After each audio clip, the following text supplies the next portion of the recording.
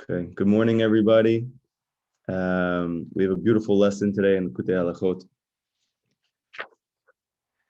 There's a very famous pasuk from Mishlei that Shlomo Melech says, "Ki ner mitzvah, the Torah or," that the mitzvah is a candle, and the Torah is or, is light. And that's the most famous part of that pasuk. Most people do not read the rest of the pasuk, or at least they don't say it out loud in the class. And that is, v'derech chaim, that the path of life, tochot musar, is through tochacha, that somebody gives you moral, spiritual guidance. And specifically, the way that we use it is rebuke. So what is the connection between these things? And what is the deeper Kabbalistic meaning of the different areas of this? Kimvar sham Torah, because it's brought there in the Torah, Rabbi Nachman. So this is the paradox, that through spiritual rebuke, you actually reveal Hashem's love for you.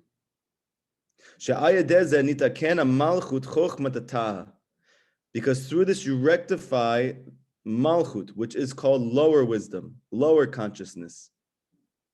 And through this you're able to merit two revelations of godliness. Ein Sham, see over there. So here is a very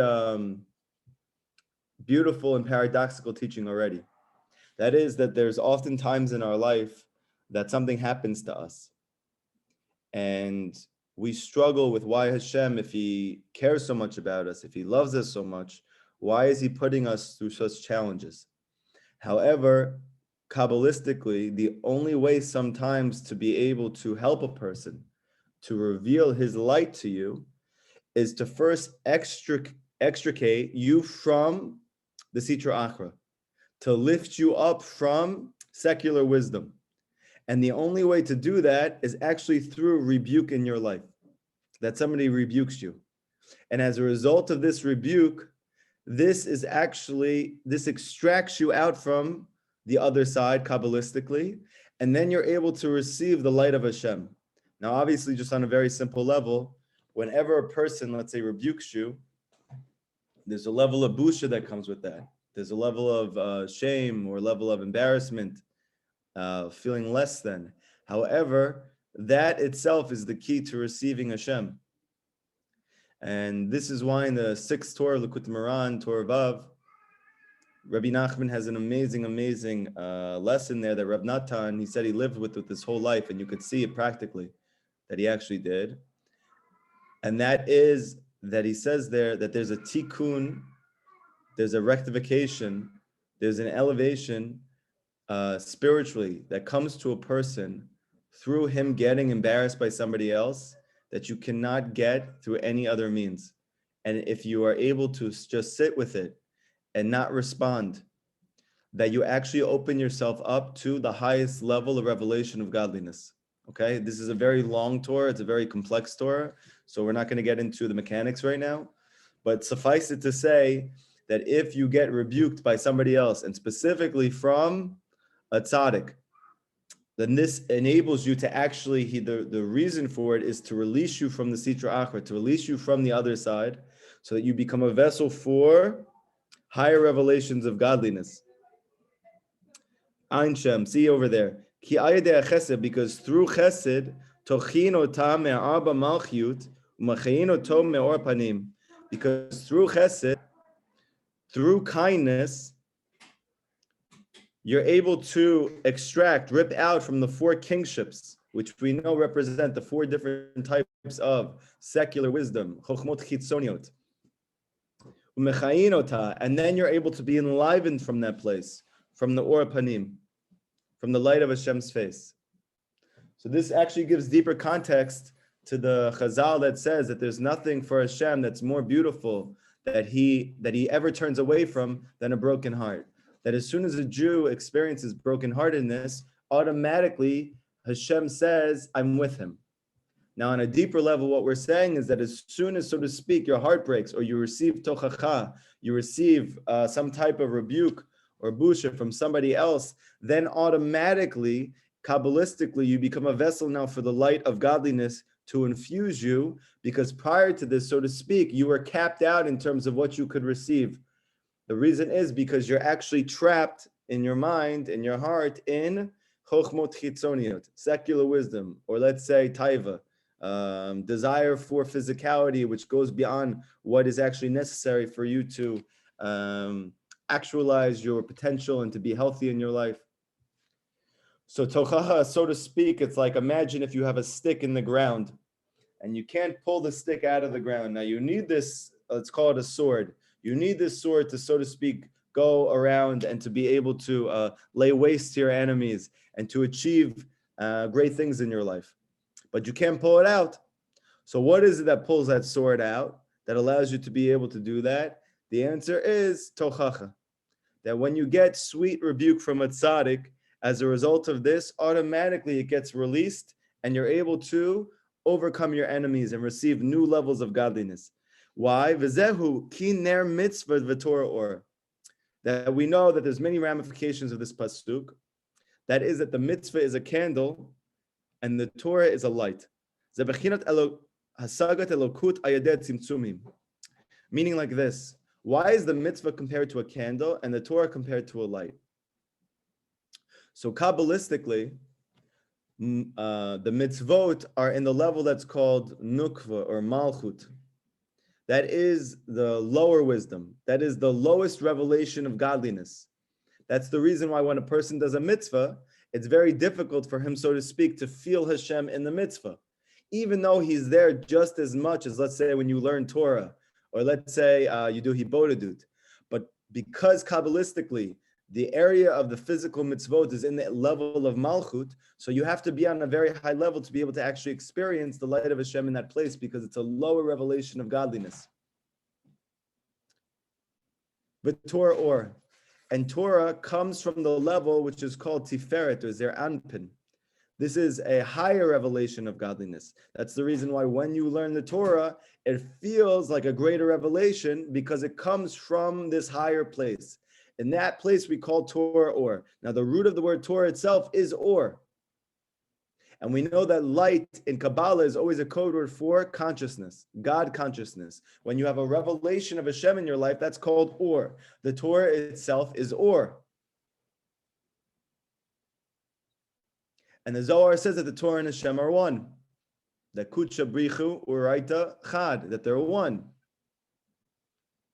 So when you learn the Torah, you're able to have a very, very experiential, a very felt, tangible experience of God at that moment. That's the reason why, let's say you open up Likutei Moharan, or let's say you're listening to Kuta Halachot right now, and you might feel Hashem mamish with you. That's because Torah or. But then after that, let's say, for instance, you go do a mitzvah, you don't feel it as much because it's a candle. Okay? Now, what's the benefit of the candle? The answer is that no matter where you're holding, the candle is at your level. That the Torah, which is a greater light, so therefore it needs to be contracted and constricted for you. So every mitzvah is really, so to speak, a contracted Torah. That everybody, no matter where they're holding, you have that each mitzvah is a candle. That's the reason why there are 613 mitzvot. If you look at the gematria of Torah, you're going to see it's 611. Okay? Now, Kabbalistically, and also according to the laws of gematria, you're allowed to add up to 2. Usually it's 1, but you're allowed to add up to 2. And therefore you get to 613. So that is that the Torah is equal to the mitzvot. So really the mitzvot and the Torah are one. It's just that the mitzvot are, so to speak, a more actualized manifestation of the Torah, and the Torah is coming from a higher a madrega, a revelation of godliness. That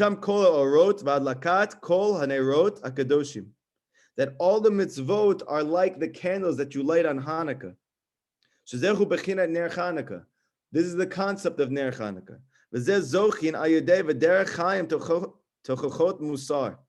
And how do you get to experience the light of the mitzvot that are in the candles? How do you get to experience the sweetness of Torah? That's only through tochacha. Now, if you're going to say to yourself, well, where am I getting tochacha from? Because I know that usually when people give me a rebuke, maybe I feel farther from Hashem. Maybe it brings me away from Hashem. Maybe when I hear certain rabbis or I hear certain teachings, I actually feel more disconnected. So comes Rabbi Nachman to teach you a big sod in the Likutei Moharan. That is, every single time that you learn Torah, even the Torah that you love, what is it? It's tochacha. It's rebuke. Why? Because let's say, for instance, you're reading a lesson in the Likutei Moharan and it's so sweet and it's teaching you about how to elevate from your darkness and overcome your challenges and to see Hashem in the suffering itself. So that's the sweetest thing in the world. But you don't realize that when he gives you advice about how to do that, you're not already doing that. So if you're not already doing that and he's suggesting you to do that, that is rebuke. It's not rebuke in the way that you think about it, that when you go to work and your boss, who's less educated than you and less well-mannered than you, and somehow he has this job that he has a lot more koach to throw around than you, and he gives you a rebuke and it's not sweet at all, and it makes you feel horrible and it makes you not want to work there anymore and wonder how you ever got to this point in your life, okay? So that's not the rebuke of the tzaddik. The rebuke of the tzaddik actually accomplishes the same thing, except you're excited to go do the thing that he talks about. It elevates you. Rabbi Nachman says if you get rebuke from someone who's not a real tzaddik, so it's like, so to speak, he compares it to Jewish people, sometimes that we have something which is a blockage for us, that we're struggling with. And he actually compares it, let's say, for instance, this lahavdil, because this is mamish lahavdil. I don't know why it's popping into my head, but Rabbi Nachman says sometimes that the best thing you could do is give over a secular or mundane concept to the public in order for them to chop something. I used to watch a lot of movies, and I used to be a big fan of Adam Sandler, more specifically when he was younger. And I remember there's this movie where even though he was an adult, he was very, very immature, and he used to love going with his friends and having a bag of poop in a garbage bag or in a brown paper bag, lunch bag. And then they would step on the bag and they would light it up. And this would actually cause the smell to come out. But the feces was already in the bag. So why did it need to be stepped on in order for the smell to come out? Because this is the nature of feces. That if it stays in its place, it gets frozen, so to speak, it doesn't even smell bad anymore. But if all of a sudden you step on it, or you put it on fire, you awaken it, then that smell is worse than it ever was, okay? So too, Rabbi Nachman says, if a person who's not a tzaddik rebukes you, then what could end up happening is that Jewish person, that part of him which is called feces, right? Instead of him being able to get rid of it, it just smells worse, both for the person in his own life and within that relationship. So that's why the Gemara says that we no longer know how to give rebuke. Only 2,000 years ago, they said this. Now, if you can imagine how much we've regressed in the area of manners and derech eretz, in honor for human beings and the respect and reverence we have for humanity, how it has degraded over time. So how much less so are we able to give this rebuke? So that's why the rebuke is only for the tzaddik to give. But when he gives you that rebuke, then all of a sudden you have ner mitzvah Torah or, that the mitzvah itself is like a candle for you. You feel Hashem in that. Like Rabbi Nachman says, that the highest level of simcha is when you have simcha from the mitzvah itself. So I don't know the last time for you that you, let's say, did a mitzvah, that you gave tzedakah, or you put on tefillin, or you said tefillah, or you visited the sick, and all of a sudden you were so happy you could dance and sing. But through the rebuke, the musar, the guidance of the tzaddik over time, through trying to bring it into your life and internalize it and work on yourself, then all of a sudden the mitzvah becomes a ner. And the Torah is an or. Rabbi Nachman says later on in Likutei Moharan that for some people, the Torah, you realize it's good. Then if you have a higher merit, then the Torah, you actually enjoy learning.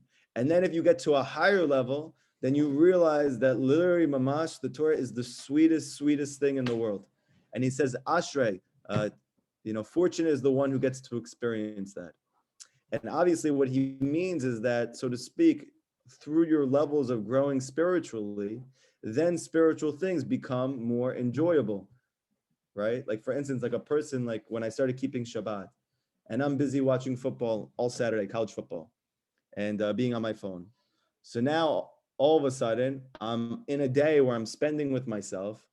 I'm not used to having so much time to self-reflect and to be away from external stimulus.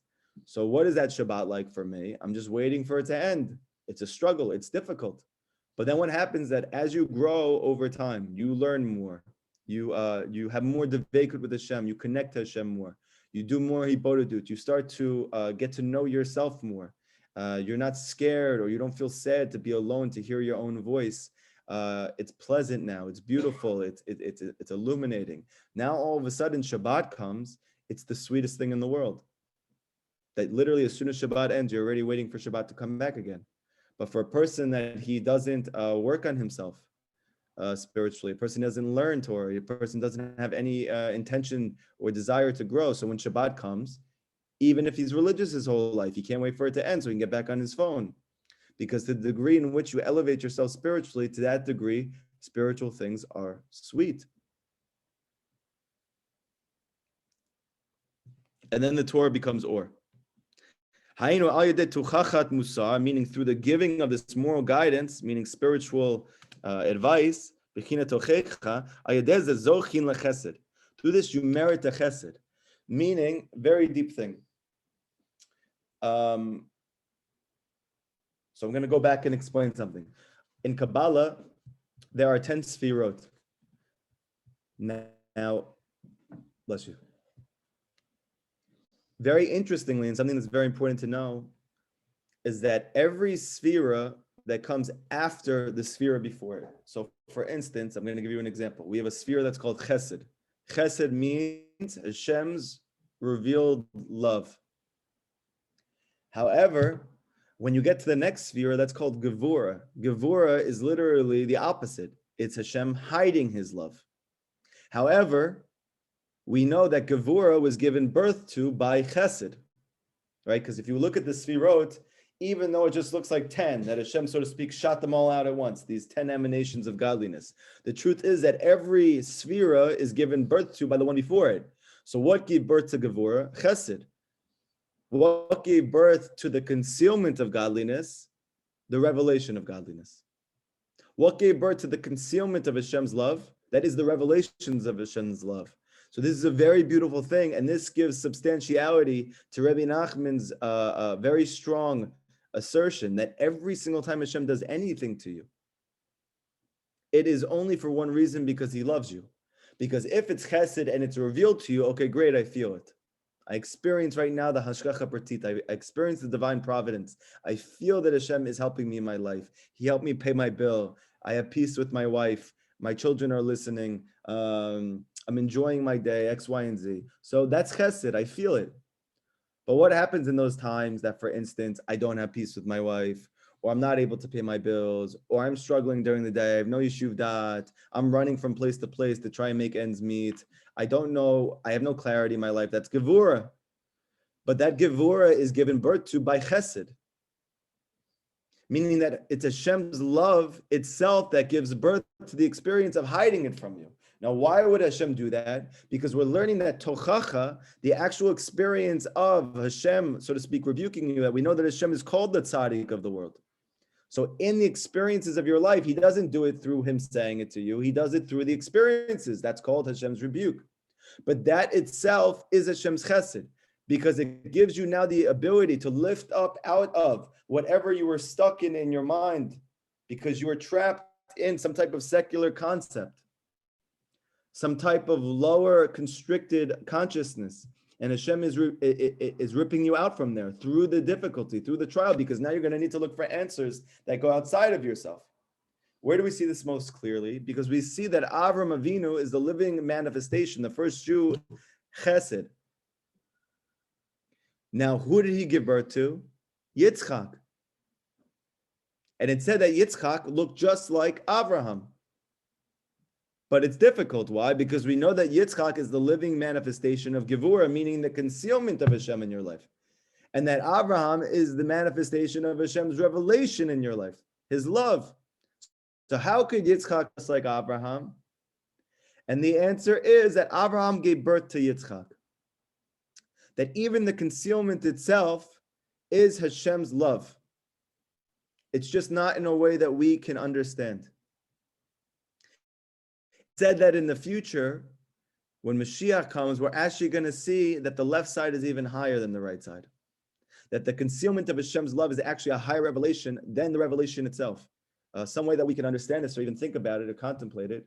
We know that in science, they had a theory at one point, I'm not sure if they substantiated it or they have dropped it, that darkness itself is not the absence of light, but it's actually in some ways it might be a greater light. And because it's too great for us to experience, it looks dark. And the proof they had for this is that with animals, for instance, sometimes for animals, even when it's light time for us, it's nighttime for them, meaning they see it as dark. Why do they see it as dark? Because the brightness is too intense for them. And the Tanya itself says that anytime that you have a revelation of godliness in your life, that you experience Hashem's love, you experience it in a felt way, it comes from the lower two letters of Hashem's name, the Vav and the Hey. But when you experience, so to speak, a rebuke from Hashem, you experience a challenge in your life, a difficulty, a trial that Hashem is hiding from you, this is actually coming from the Yud or the Hey of Hashem's name, the higher letters. Why? Because the lower letters of Hashem's name are the place of revelation. The higher levels of Hashem's name, they're concealed from us until the Mashiach comes. And then we're going to see that it's actually higher. So it is Yitzchak that in some ways actually even higher than his father Avraham. Now, what's one way we can understand this? What did Yitzchak do in a response to the concealment of Hashem in his life? We know that Yitzchak represents tefillah. He went out to the field to pray. So we could see one practical thing, which Rabbi Nachman always expresses to us, that so to speak, the time that Hashem is revealed to you, this is Torah or, this is the light of Hashem. Go learn. Go try to find Hashem in your life through learning. However, when difficulties and trials and tribulations come your way, you're not going to have yeshuv da'at. You're not going to be able to sit and learn. What should you do at that moment? Then you should do the opposite. You should go talk to Hashem. And then you can actually see that the difficulty itself is from Hashem's love. Because what is it that gave you the inspiration to go speak to Hashem? It is the actual concealment of godliness itself. And Rabbi Nachman says, what is the highest experience of godliness in your life? It is talking to him. So now all of a sudden, even in that very moment, you can see that the very concealment itself, the Gevurah, his Hashem's Tochacha, is Hashem's greatest kindness, because it's bringing you into the highest revelation of godliness, the greatest spiritual experience you can have, that is like a child to your father, to lay your heart out to Hashem. That Rabbi Nachman says that this experience is higher spiritually than even learning, than praying in a minyan, even though all of these things are very, very high, that we know Torah or Mitzvah ner, still, Hibodadut, he says, is higher than all of them. What brings you to do Hibodadut? It's usually Tochacha. It's usually rebuke, either from the experiences in your life or from actual people. Or let's say the guidance of the tzaddik, that all of a sudden you realize like, wow, I really need to go talk to Hashem. He keeps talking about it over and over and over again. I'm struggling in my life. There's something missing. So I'm going to start doing it. So that is actually the tzaddik's tochacha. Then you get to experience Hashem's chesed through this. And through this, Hashem is able to give a life force, rejuvenation, joy into your malchut, meaning into your emunah. Because prior to this, you didn't even realize it, but your malchut was trapped by the other side. The tochacha, the rebuke, actually lifts it up out of that place. And that's why it says that the path of life is the giving over of spiritual guidance or rebuke. Because the actual giving over of this guidance or rebuke, it draws down chayim lachayut malchut, to give life to the malchut, meaning to give life to your emunah, to draw down life force to your faith in Hashem, to experience that everything is coming from him, and it's not coming from people, places, and things. It's not coming from your boss. It's not coming from your parents. It's not coming from your situation, right? For instance, let's say you're supposed to get an inheritance, let's say, or a Yerusha. You're supposed to be getting a certain amount of money from your parents. And all of a sudden, last minute, your dad or your mom, your parents decide not to give you that Yerusha and to spend it in Vegas. Okay? So that's going to burn, right? Maybe you've been waiting for that guy. And that would really help you. All of a sudden, the money's taken from you. Now, what were you doing before that? You knew it was coming. So you didn't ask Hashem for it because it's already coming. But you missed the point of life. That is that Hashem is the cause. That's what makes it sweet. So what does Hashem do? He gives you rebuke. He has that money be spent in a way that wasn't given to you. Now what ends up happening? Now you're forced to pour your heart out to Hashem.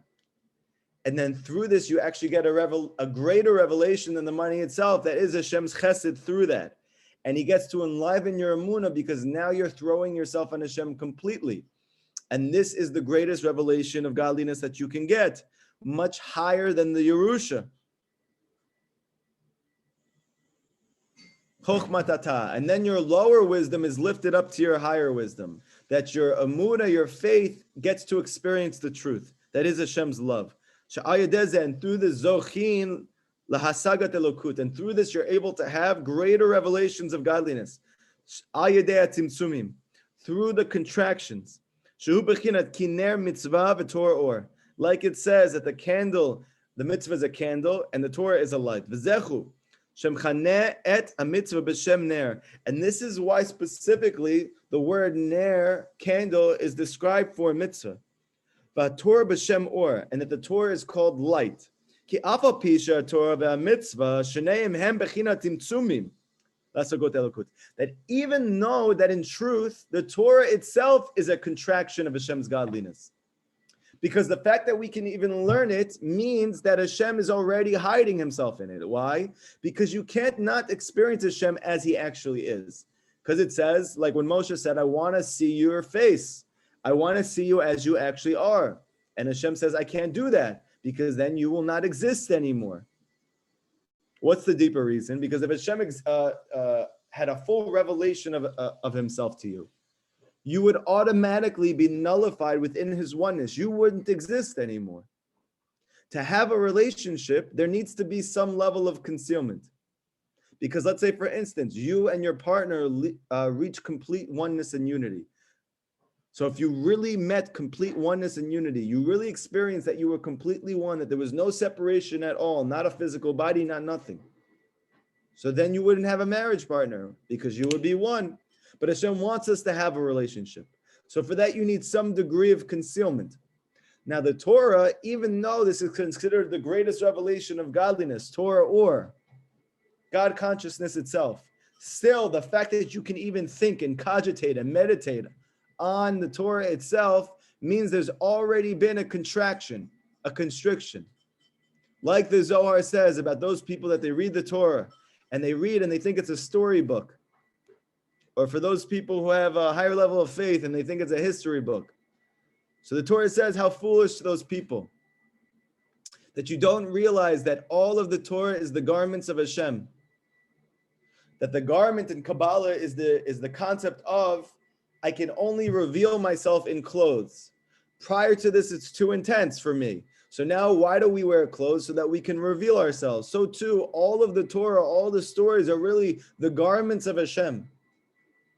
And that, so to speak, the white background of the Torah is the light of Hashem Himself. But we can't chop what that is. So Hashem contracts Himself within the stories themselves. And then you have a greater diminution. You have a greater contraction. That is through the mitzvah itself. That is that it's the same light of Hashem that's in the Torah, but it's contracted even more. But all of it is a zaga elokut. Now, just an interesting note, because this is one of the most beautiful things that I learned in the Tanya, which was a big paradigm shift. You know, it's much more enjoyable for many people to learn something geschmack in the Torah, to learn something really beautiful and uplifting, than it would be, let's say, to do a mitzvah. That I get up in the morning, I say Modeh Ani, that I wash my hands, that I put my shoes on in a certain way, that I put my tefillin on, that I, whatever, give tzedakah. So Rabbi Nachman alludes to this in the fifth Torah Likutei Moharan, and the Tanya brings it out in a different way. And that is this very beautiful point that is, actually in the 18th Torah Likutei Moharan as well, he speaks about this. When a person builds something, let's say you want to build a house.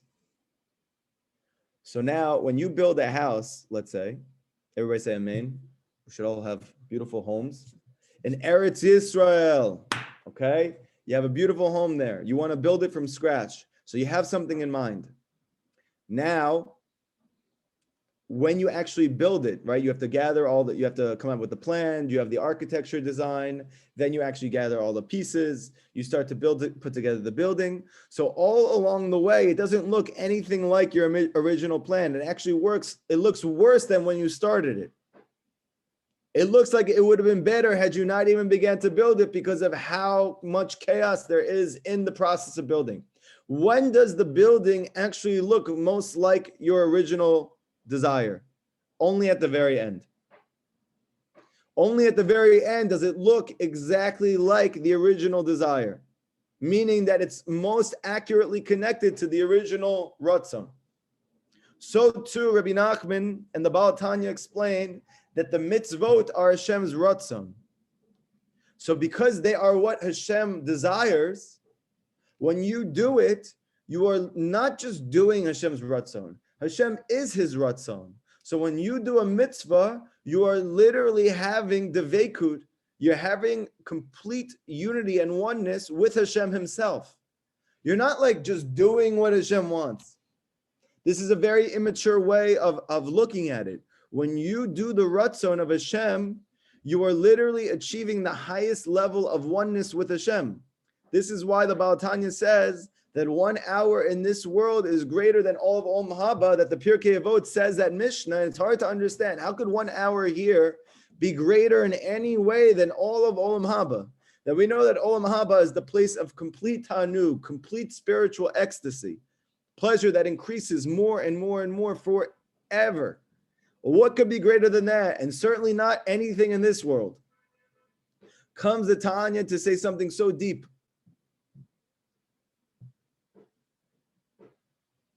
There are no mitzvot in the next world. All you're experiencing is, so to speak, a saga elokut, the revelation of godliness that comes from doing the mitzvah. But the mitzvah itself is Hashem, the Tanya says. So when you do the mitzvah, you are literally one with Hashem. In Olam Haba, you're experiencing revelations of Hashem, but here you're literally one with Hashem when you do the mitzvah. There you don't have that. So that's a very deep thing. That's something worth contemplating in your hipodadut. And that is something that can completely change your experience of doing the mitzvot. And that's why Rabbi Nachman says, when you get to the highest level of spirituality, how are you going to know you got there? When you're besimcha in doing the mitzvot. That you're literally, your tanug, your joy comes from doing the mitzvah itself. Because when you have reached that level of consciousness, that you realize that me doing the mitzvah, I'm actually one with Hashem in that moment. And my happiness is actually Hashem's happiness. That's even greater than the Hasaga Elokut, the revelations of godliness I'm even going to get in the next world. The place of Kulo Tov.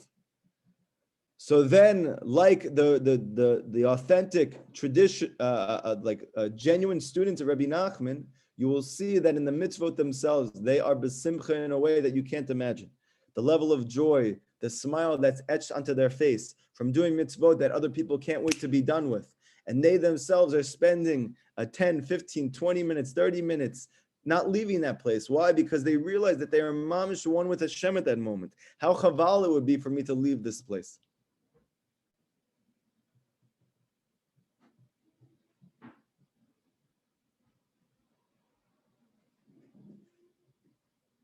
And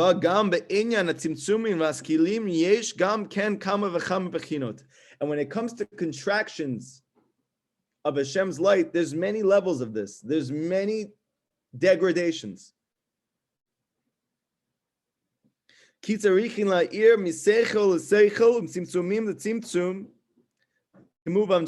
Hashem has, so to speak, infinite levels of contractions in which he contracts himself. This is seen very much easily in the Sfirot, that you see that every Sfira, when you go down through the 10th Sfirot, that each one is a lower revelation of Hashem. It's a greater contraction of Hashem's light. Now, there's only 10 of them. However, we know that within each 10th of the 10 Sfirot, every one of these Sfirot has 10. So now you're up to 100. And if you realize that every one of those 100 has within it another 10 for each of those one, so now you're up to 1,000. And this goes on forever. So there is no end to the amount of contractions that Hashem has for you. So we can see this very simply in our forefathers. That is that Abraham was the greatest, highest revelation of godliness that ever was. Yitzchak was a lower revelation of godliness. That's why he appeared in the form of constriction or gevura, as opposed to Hashem's infinite love, that Abraham was the one who revealed that to the world. Then Yaakov was a lower revelation of godliness than Yitzchak, even though in some ways he was a higher level in that he was the harmony of his father and his grandfather, but still this was not as great of a light as Yitzchak. Now you have Moshe Rabbeinu, who is actually a lesser revelation of Hashem than even Yaakov. And then you go down to Aaron HaKohen, that his light, the revealed light, was less. It doesn't mean it was any less of a light. It was just as intense. It's just that Hashem contracted himself more through Aaron. Then you had Yosef HaTzadik, that was a greater lessening of the light. And then finally you have the final sphere, which is represented by David HaMelech, King David, that he was the lowest revelation of that light. He is the manifestation of what's called emunah, where Hashem is completely concealed from you and you only believe in him. And yet what we're going to see at the very end, just like we're saying that the mitzvah is Hashem himself, and this comes from the realm of malchut or emunah, we're going to see that David, who is the lowest, is actually the highest. That David is the Mashiach himself. Keter malchuta. That the final, what was final, meaning the mitzvah or emunah, was first in thought. That it's completely one with Hashem.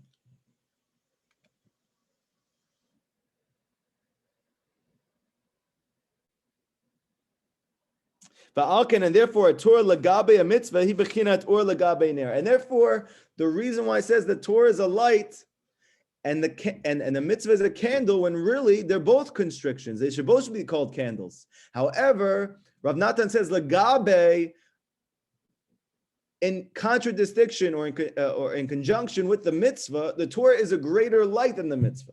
So therefore, the Torah is called or here. But let's say, for instance, you had, let's say, Kabbalah, the Zohar, which is a greater revelation of light, a higher revelation than the written Torah itself that we have. So therefore, it would be called Zohar or Torah Ner, okay? The Torah is a candle, and the Zohar is a light. We actually see this because the Zohar itself comes from the word which means a radiant light, which is even more than or. So it's even hinted to in the word itself. Because we need many, many levels of contractions and levels of wisdom to be able to experience Hasaga Elokut. And as you grow spiritually, you're able to, so to speak, have less concealed levels of godliness revealed to you. Because if Hashem would reveal to you his true self at the level that you're holding, then it would not be a blessing for you. It would actually be a curse. That's why the Jewish people, it says in the Midrash, we were not able to get into the land of Israel, meaning complete revelation of godliness, while we were in the desert? Why didn't he bring us straight from Mitzrayim to Eretz Israel? Because it's like taking a person out of a jungle and then and he has no light at all, and all of a sudden you bring him into a sunroom. And in that sunroom you have, it's in the Middle East, and the sun is literally blazing on you. So your skin is not ready for that level of light yet. You need to go to a tanning salon for a little bit first. Get your levels of tanning up. That's the desert. That is that Hashem will put you through many, many challenges in your life. And all of these is actually called rebuke. And this rebuke actually lifts you up from your level to a higher level that you can receive a greater revelation of Hashem, a less contracted version of Hashem. And this is the reason why Tzadikei Emet, real tzaddikim, they mamish know the future. How do they know the future? Because Hashem doesn't exist within time and space. Hashem is unlimited. Thank you, sweetie. There's no contractions. There's no limits to Hashem. So the more that you become elevated in your level of spirituality, the more you enter into the realm of divine consciousness, the more you know about future and past without actually having to get there. Why? Because we have to experience these constrictions of time and space, because it would be too great of a light for us to be able to experience that it's all one. However, if you get yourself to the level that you work on yourself spiritually, that you have a real tzaddik, that every day you're trying to grow and elevate spiritually, even though it's difficult, and you don't give up on it, and you have bitul, that you nullify yourself to the eitzah of this person who got to that place, so then over time, as a result, you will be able to experience it. Like Rabbi Nachman says, that if a person nullifies themselves to my wisdom, to my eitzah completely, then you will be a tzaddik just like me. What does he mean, just like me? It means you will get to the place that you cap out spiritually. You will have attained your highest level spiritually, and you will be able to experience things that are not revealed in even the physical world.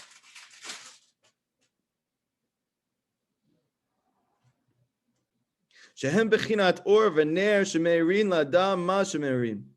That they are the concept of the light in the candle that illuminates to man. That they're illuminations for you.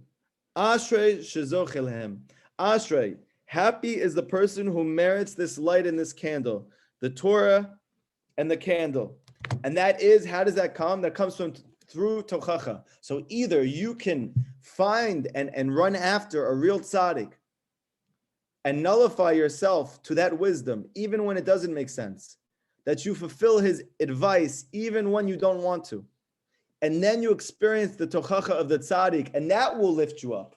Or you're going to have to experience it from the actual events of your life, through your relationship with your spouse, through your relationship with your children, through your interpersonal, interworking at your job, X, Y, and Z, through life. Does anybody have any questions about this section in Likutei Halachot? And if you don't want to ask the question in person, you can write it on the bottom here. But the best thing to do is to ask questions. The Torah says the person who learns and asks is the one who actually gets it. Don't be shy.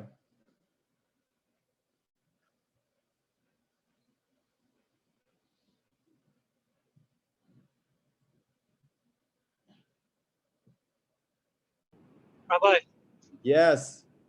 How are you? I'm doing great, thank God. How are you? Baruch Hashem. I had a question about, I just went out of my head. Hold on. Sorry, get somebody else. Let me think about it again. Sorry. I had it in my thought. It's okay. It must be a very high level question. It goes completely above consciousness to the extent you don't remember. I have a question. Yes, go ahead. What can you explain rebuke? Can I explain what? Rebuke. Rebuke. Yes. Yeah. Okay. In the simplest way. In the simplest way, rebuke means, let's say right now, I said, how could you possibly ask such a question? Okay. That's rebuke. So it's kind of like somebody telling you off, but Yeah. not off, but just like, and it's important because it helps you grow. Yes. Okay, I understand. Good. Yes. Thank you. But what Rabbi Nachman's teaching is that if you have debekut, if you have ikashrut, real attachment to a real tzaddik, and you're learning his teachings, you will have the rebuke in what you learn itself, meaning you'll be getting rebuked. You won't even know it. Right. I understand. So like that's why it's good sometimes to talk to a rabbi. Sometimes he can rebuke you and like put you in the right place. Yes, exactly. Okay, I And to understand. understand that in truth, if you're by a high level spiritual guide and he does that, then he would even know that his rebuking you is that itself is literally lifting you out of your darkness. That even before you actually do the thing that he suggests you to do, that the actual act kabbalistically of giving rebuke to somebody, that itself lifts you out of the place that you're constricted in. I understand. Thank you so much. Great question, Leah. Any other students over here? Hi, Rabbi. This is Dina. I have a question. Dina, go ahead. Hi, thank you for your classes. So I sometimes I like, you know, I don't know I see things by divine providence. They're sometimes seemingly good or seemingly negative, or they seem negative, but is that also a form of rebuke? Sometimes things happen that seem really bad and like they seem to like shut you, like I don't know how to explain. Like I've had a few things that have happened, and how do you know what the message is though? So the way that you experience the message is to first know that it's coming from Hashem's love. Meaning this is you're seeing through the veil, that you understand that if it's happening, it means Hashem wants it to happen. And if it's revealed love, so you experience that hashgacha pratit in a way that it's enjoyable, or if it's causing you, let's say, some type of emotional negative response, inner turmoil, because of the pain of the situation, but you still know that this is from Hashem, so that's called Hashem's rebuke. He's not going to speak to you because he's not a person. So, but he will speak to you through the events of your life. That is his rebuke. And Rabbi Nachman says that who is the tzaddik of the world? It's Hashem himself. So through the events itself, that's the rebuke. So you don't necessarily even have to understand the message. It's the actual act itself that causes your release from forces of negativity which are enclosing and constricting you at this point in your life. So if you know that, then if you could really get to that point of consciousness, then you could be just as happy when you get the rebuke as when, let's say, something good happens, because you realize they're equally good. They achieve the same exact thing. That is that I get closer to good in my life. I experience Hashem at a higher level. So that's the reason why the Gemara says in Masechet Hagiga that the world was created with 10 things. One of them is called rebuke. So all the other 9 things make sense. You know, darkness, light, the sun, the moon. Actually, the sun and the moon aren't in there. But you have different things in there that make a lot of sense. Okay? Shemayim, Va'aretz, spiritual world, physical world. But then it has rebuke. How did Hashem create the world with rebuke? So the answer is that when you get rebuked by the events in your life or by people, so that itself creates your world, because right now you're stuck. So your world is not in a state of creation. Your world is in a state of being static. Creation comes when things are fluid, when they're moving, when they're flowing, when new things are happening. Maaseh Bereshit Tamid. It's a new renewal of creation. So sometimes when you're stuck, the only way to, so to speak, give creation to your world, to your personal life, that new revelations of Hashem can take place for you, or new experiences of closeness to Hashem, to his Torah, to spirituality, to good, can only come from the rebuke itself. Thank you. So is it possible that sometimes it's a test? Like even like if you're doing, let's say, good and you're getting closer to Hashem and you're doing his bodedut and you're doing all of those things, but then you keep getting what seem to be negative messages, not negative messages, but kind of like seem like tests. Yes, it is. You should Okay. know that if you're doing these things that you just said, as genuinely as it sounds like you are, and you're struggling, that's a very, very good thing. It means you're doing a good job. Rabbi Nachman says that when a person begins to do these things in his life, because when you really live like this is the highest level of closeness to Hashem. This is real. This is a real, genuine relationship. It's not like I'm checking off a mitzvah or a box in the morning when I go do something. I'm literally living with him. That's my orientation to life. So when you do this and you come from a place that's completely foreign to there originally, so Rabbi Nachman says it's like when you cook soup. So you take, for instance, soup, you put it on the boiler. So what ends up happening, even though the soup itself is amazing, it's going to taste delicious, chicken soup for the soul, it's the natural penicillin. So what's going to happen though automatically is all of the impurities of the soup are going to rise to the top in the form of, they call it scum. It's like the fat, right? So a little bit as the heat comes up, some of the fat comes up to the top and you skim it off. And then as time goes on, the heat is on a little bit longer and more comes up. You skim it off. Ultimately, when you have done this consistently enough, all of it is gone and all you have is left is a delicious soup. So the truth is that Hashem, it for sure is a test. But even in there is the greatest love, because that experience itself of, so to speak, yes, it's purification. That as you are engaging in these practices and you're feeling and experiencing blockages or barriers outside of there, it's not, and Rabbi Nachman says this explicitly, that any person who really genuinely tries to do the things that he says to do will initially feel blockages come up and pop up, maybe even out of nowhere, and maybe even in a way that is difficult or challenging. And the reason is because it's actually what you're asking for. Because you're asking to get close to Hashem, there are things within you that are preventing you from doing that, but you don't know what those things are. This experience itself, that challenge in the beginning, and that beginning doesn't have to be a week, it could be months, it could even be years.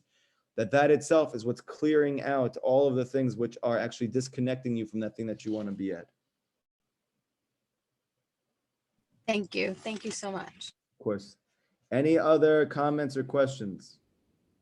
Rabbi, my son actually had a question. We were talking about Moshe Rabbeinu, and we said that he was the greatest prophet. And he said, he was asking Hashem, allow me to see your face. And Hashem says, you can't see my face and live. So the question is, why didn't Hashem allow him to see a face and then he's going to die and then revive him again? Because you could do the Mitzvah. Okay, good question. So the answer is he doesn't want to kill us and then lift us back up. He says that you should live through my Torah. He loves when you live. This is his greatest happiness. Now, ultimately, sometimes that doesn't happen, right? And then obviously we know Techiyat HaMeitim is coming, but he preferred that you live. Now, Rav Yitzchak Ginsburg explains, what does it mean that Moshe said, I want to see your face? He said very simply, it means I want to know why it is that you do what you do. And I want to know what is the real reason you do everything that you do for us. And Hashem said, I can't let you know that while you're alive, because you can't live continuing to know that information. Because if you knew all of that, you would no longer maintain free will. And if you don't have free will, then there's no point of your living, because Rabbi Nachman says the whole point of this world is bechira, is free will, is free choice. And in the place of knowledge, choice is taken away. And when you get the knowledge of why Hashem does every single thing that he does, you completely lose your bechira. Now, Hashem said in response to him, though, I'll show you my back. So they explain there in the Gemara, what does it mean? He showed him the back of his tefillin. We know that Hashem, so to speak, he has a spiritual pair of tefillin that he wears. What does the back represent? So Rav Ginsburg says, it's not why he does what he does, but how he does what he does. meaning he showed Moshe Rabbeinu all of the interworkings of spirituality to see much deeper, so to speak, into the matrix, how he does everything that he does, but not why he does everything that he does. Ultimately, in the times of Mashiach, when the Geula takes place, we will see our master's face, meaning we will see why Hashem did everything that he did. But if we have that now, we don't have to believe. And this whole world is about Amunah.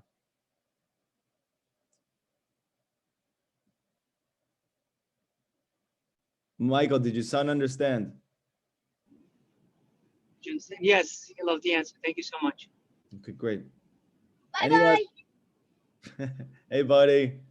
Any last questions before we sign off? Okay, quick announcement to everybody here. We have Likutei Moharan tonight at 9 p.m. at Od Yosef Chai in Main Street in Kew Garden Hills, I believe. Kew Garden Hills. Which one is it? Anybody back there? No one listening? Kew Garden Hills. Kew Garden Hills, yes. Thank you.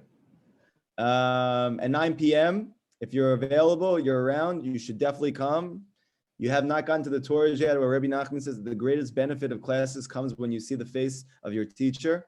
So therefore, the best thing that you could do is be there in person, not just because it'll be easier for you, let's say, to pay attention and to be present, but actually spiritually, there's much greater benefit, rectifications that take place when you come to an actual physical class.